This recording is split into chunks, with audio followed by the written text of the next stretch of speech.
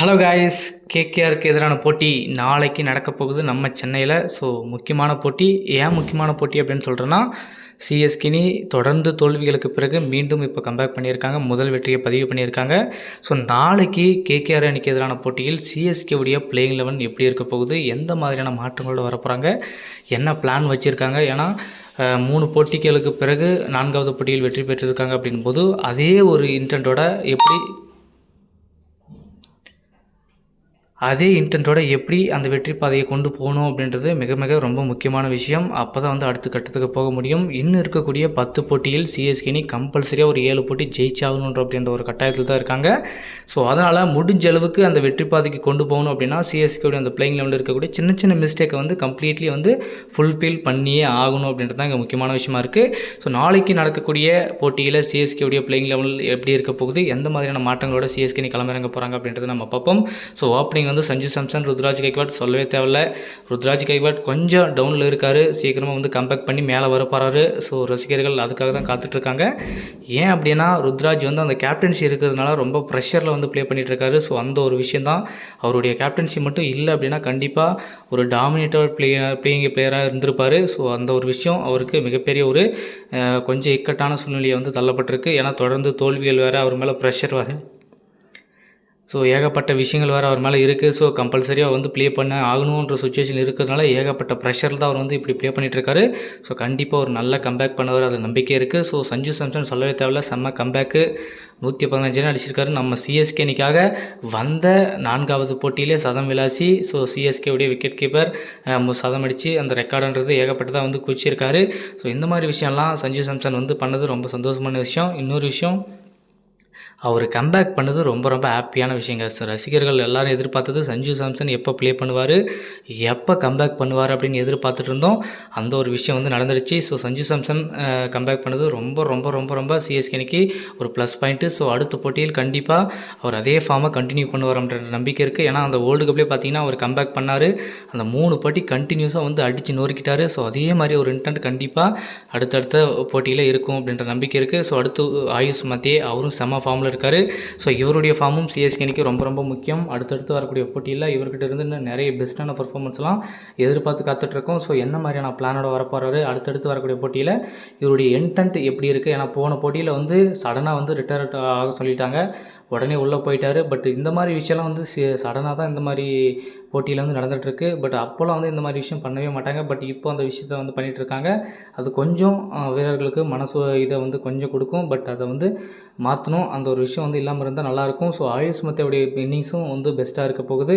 அவரும் ஒரு நல்ல பிளேயரை உருவாகிட்டு வந்துட்டுருக்காரு. சிஎஸ்கேனிக்கு ரொம்ப ரொம்ப முக்கியமான கீ பிளேயராக இருக்க போகிறார் இந்த சீசனில். இன்னும் அவர்கிட்ட இருந்து நிறைய 50s எதிர்பார்த்துட்ருக்கேன்.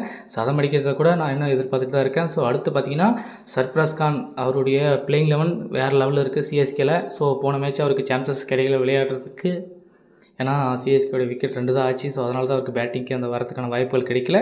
பட் இந்த போட்டியில் கண்டிப்பாக சான்சஸ் அவருக்கு கிடைக்கிறதுக்கான வாய்ப்புகள் இருக்குது. ஸோ அவருடைய இன்டென்ட் நல்லா இருக்குது, பயங்கரமாக இருக்குது.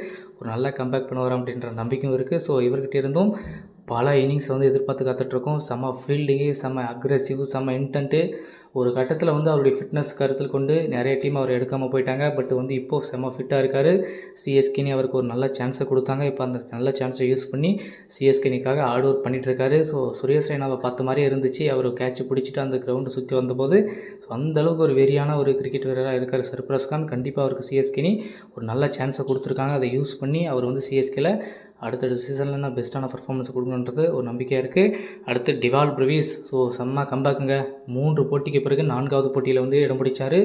3 போட்டியில் இன்ஜுரினால் ரெஸ்ட் எடுத்துகிட்டு இருந்தார். 4வது போட்டியில் பேட்டிங் ஆடுவார் அப்படின்னு நம்ம எல்லோரும் எதிர்பார்த்தோம். பட் அதுக்கான வாய்ப்பு கிடைக்காமலே போயிடுச்சு. டிவால் பிரவிஸுடைய பேட்டிங்கை பார்க்கறதுக்கு நிறைய ரசிகர்கள் அவளோட காத்துட்ருக்காங்க. ஏன்னா அவர் எப்படி அப்ரோச் பண்ண போகிறாரு, எப்படி அந்த இன்டென்ட்டை காட்ட போகிறாரு, எந்த மாதிரி அக்ரெசிவாக இருக்க போகிறாரு அப்படின்றத பார்க்கறதுக்கு ரசிகர்கள் அவளோட காத்துட்ருந்தாங்க. பட் அந்த ஒரு விஷயம் இன்னும் நடக்காமலே போயிடுச்சுங்க. அதுதான் ரொம்ப வருத்தமாக இருக்குது. இருக்குது. ஒன்றும் பிரச்சனை இல்லை, சீக்கிரமாக கம்பேக் பண்ணுவார். ஒரு நல்ல இன்டென்ட்டோட உள்ளே வரப்போகிறாரு. அதில் எந்த மாற்றமும் இல்லை. அவர்கிட்ட இருந்து அந்த பெஸ்ட்டான பர்ஃபார்மன்ஸை பார்க்குறதுக்கு கூடிய வரையில் நம்ம வந்து காத்துக்கிட்டு இருக்கோம். கேகேஆருக்கு எதிரான போட்டியில் அவருக்கான அந்த வாய்ப்பு கிடைக்குதா அப்படின்றத நம்ம பார்க்கலாம்.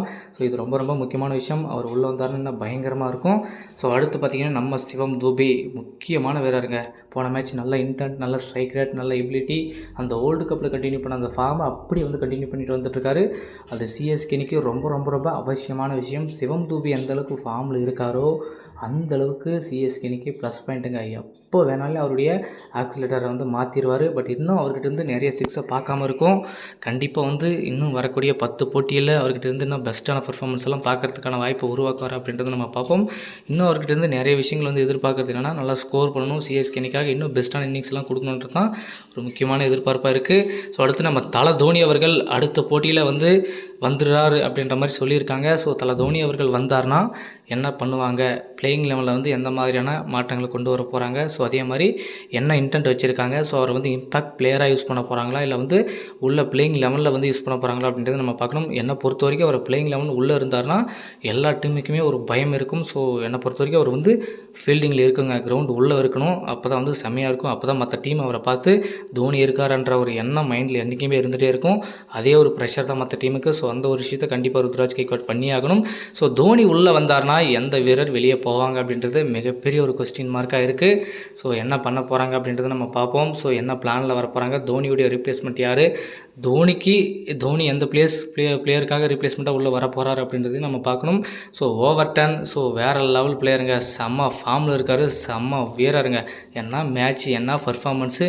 2-3 மேட்ச் பேட்டிங்கில் சப்போர்ட் பண்ணார். நேற்று முன்னாடி நடந்த மேட்ச்சில் வேறு லெவலில் டெல்லிக்கு எதிரான போட்டியில் பயங்கரமாக பவுலிங்கில் சப்போர்ட் பண்ணி சும்மா சிஎஸ்கேவை தூக்கி நிறுத்திட்டார் அப்படின்னு கூட சொல்லலாம்.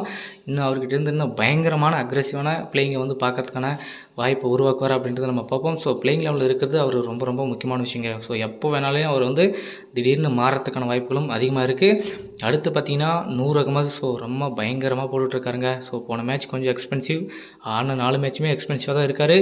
மேபி வந்து இந்த பிளேயிங் லெவலில் அகில் ஹுசேன் உள்ளே வந்திருக்காருல்ல, ஸோ அந்த பவுலிங் யூனிட் நல்லா இருக்குது. ஸோ அகில் ஹுசேன் வந்து உள்ளே வச்சுட்டு நூர் அகமது வெளியே எடுப்பாங்களா, இல்லை நூர் அகமது வச்சுட்டு அகில் ஹுசேன் வெளியே எடுப்பாங்களா அப்படின்ற கேள்விகளும் போயிட்டுருக்கு.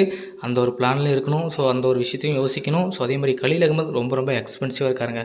என்னை பொறுத்த வரைக்கும் கலீல் அகமதை தூக்கிட்டு எல்லாம் முகேஷ் சௌத்ரி உள்ளே எடுத்துகிட்டு வரலாம். அப்படி இல்லை அப்படின்னா ஸ்பென்சர் ஜான்சன் உள்ளே வந்தார்னா அவரை எடுத்துகிட்டு வரலாம். அதுதான் ஒரு பெஸ்ட்டான சாய்ஸாக இருக்கும்.